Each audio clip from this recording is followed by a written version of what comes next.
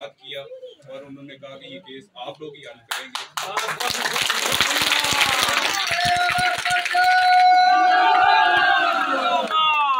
तो हम तहे दिल से उनके भी शुक्रगुजार हैं और अल्लाह का शुक्र है कि हम उनके भरोसे पे और उनकी जिम्मेदारी पे हम पूरा उतर सके। आप लोगों का बहुत शुक्रिया, आपने हमें इतनी इज्जत बख्शी, यहाँ पे आए और ये हमने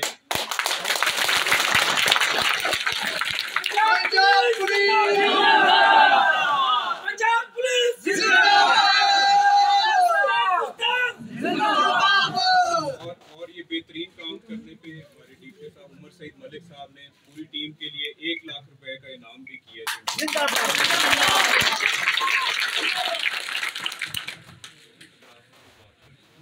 तो बहुत शुक्रिया, हमारी तरफ से ये था। अगर कोई आपका सवाल जवाब है या वैसे हम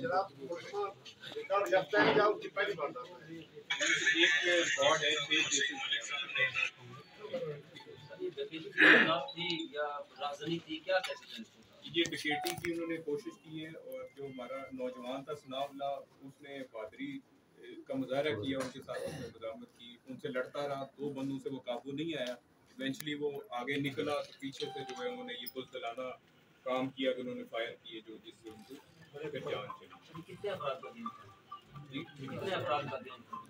3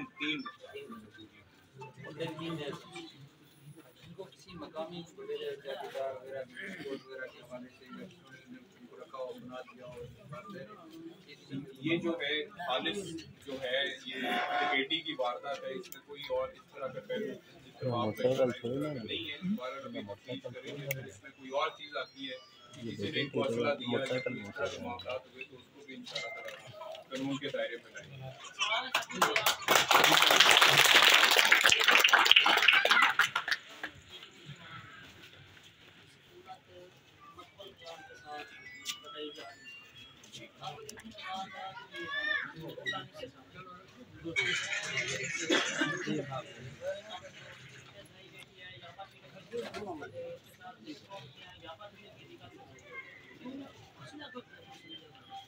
ये आप समझते हैं कि जिस तरह क्रिमिनल्स के एक दूसरे के साथ तलकात होते हैं, कहीं किसी के पास जाके खाना खाया, कहीं पे बैठक हुई, वहाँ पे अचानक प्रोग्राम बन गया कि आप करके, तो ये रोड भी शाम के टाइम आपने देखा होगा कि बड़ा सुनसान होता है और उनके पास क्योंकि असला था तो उन्होंने देखा कि एक नौजवान अकेला आ रहा है और उसको उन्होंने रोकने की कोशिश की और उसके लिए खड़ा हो गया।